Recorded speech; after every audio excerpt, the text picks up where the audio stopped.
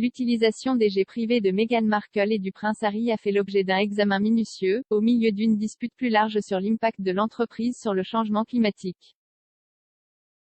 Cette semaine marque la COP26, un sommet sur le changement climatique qui se tient à Glasgow, où des membres de la famille royale doivent être présents et plaider en faveur d'une action urgente. Alors qu'il a été annoncé la semaine dernière que la reine ne sera pas là, le prince Charles, 72 ans, et son épouse Camilla, la duchesse de Cornouailles, 74 ans, et le duc et la duchesse de Cambridge, tous de 39 ans, sont toujours prêts à faire une apparition et à interagir avec les leaders mondiaux descendant sur la ville écossaise.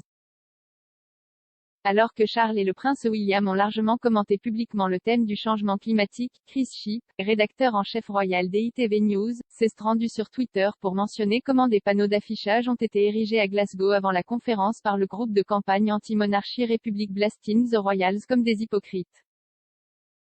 Les panneaux d'affichage affirment que les futurs dirigeants sont des hypocrites pour leurs usages de vol en hélicoptère, de jets privés, de plusieurs immenses maisons et d'un train personnel, tout en étant si francs sur la question du changement climatique.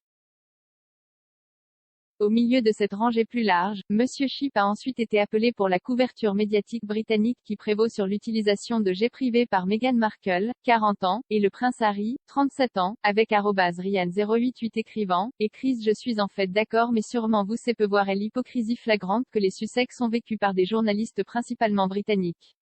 Pas un seul journaliste dénonçant l'utilisation des jets par les membres de la famille royale, pas un seul.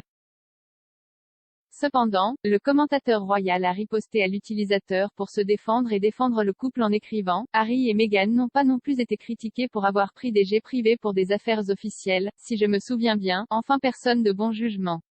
Donc, votre point est un peu perdu pour moi. »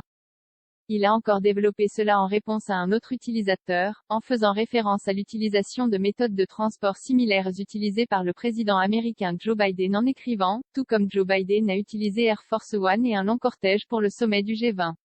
C'est du business, avant d'ajouter, bien qu'ils devraient tous chercher à le faire de manière plus durable.